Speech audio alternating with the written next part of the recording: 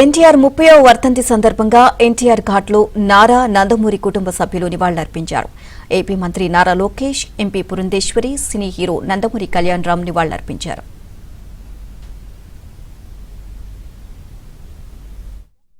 రాజకీయాల్లో కడుగుపెట్టిన తర్వాత రాజకీయాలు కేవలం అధికారం సాధించడానికి మాత్రమే కాదు, ఆ అధికారాన్ని ప్రజాసేవ మాధ్యమంగా వినియోగించుకోవచ్చు అని నిరూపించినటువంటి మహనీయుడు వారు. వారి సంకల్ప బలం ఎంత గట్టిదంటే ఆనాడు వారు ప్రవేశపెట్టినటువంటి అనేక సంక్షేమ కార్యక్రమాలు ఏవైతే ఉన్నాయో, ₹2 కిలో బియ్యం కావచ్చు, పక్కా గృహ నిర్మాణం కావచ్చు, అదేవిధంగా మాండలిక వ్యవస్థ కావచ్చు, మహిళలకి ఆస్తిలో సగం హక్కు కావచ్చు, అదేవిధంగా వారిని విద్యాధికుల్ని చేయడానికి మొట్టమొదటి విశ్వవిద్యాలయాన్ని స్థాపించడం కావచ్చు, రైతులకి ₹50కే హార్స్ పవర్ విద్యుత్ అందించడం కావచ్చు, ఇవన్నీ కూడా వారు గట్టిగా సంకల్పించి రాష్ట్రంలో ఉన్నటువంటి బడుగు బలహీన వర్గాల వారికి, పేదవారికి, రైతులకి, మహిళలకి న్యాయం చేయాలి అనేటువంటి సంకల్పంతో ఈ కార్యక్రమాలన్నీ కూడా వారు ఆనాడు ప్రవేశపెట్టడం జరిగింది. ఈనాడు అవే కార్యక్రమాలు ఒకంత రూపాంతరం చెందాయేమో కానీ ఎవరూ కూడా వాటిని తీసివేసేటువంటి పరిస్థితి అయితే దేశంలో ఖచ్చితంగా లేదు.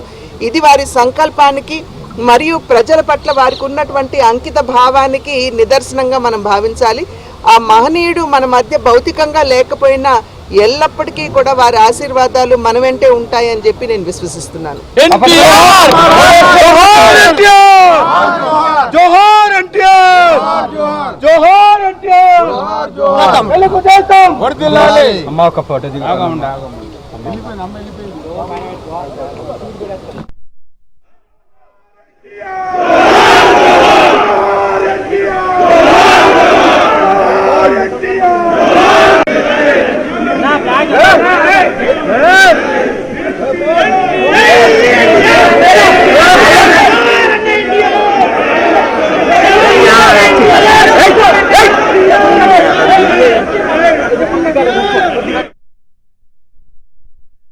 దేవుడు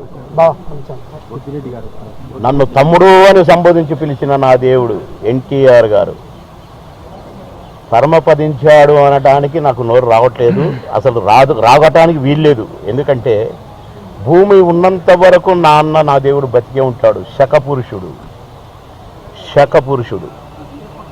ఎక్కడ చూసినా కూడా ఎన్టీ రామారావు గారు ఇప్పటికీ ఆయన బొమ్మ వచ్చిన, టీవీలో ఆయన బొమ్మ వచ్చిన, ఆయన పాట వచ్చిన ప్రజలు ఇంకా మా దేవుడు బతికే ఉన్నాడన్న భ్రమలోనే ఉన్నారు తప్ప, ఆశతోనే ఉన్నారు తప్ప చనిపోయాడు అనేది ఎక్కడా లేదు. ఎందుకంటే నేను అంతా తిరుగుతుంటే గనక, అందరిని కలుస్తుంటే గనక, ఎక్కడ కలిసినా ఎవరిని కలిసినా కూడా టాపిక్ వస్తుంది కనుక, సినిమాల టాపిక్ ఆటోమేటిక్గా వస్తుంది కనుక నేను చెప్తున్నాను.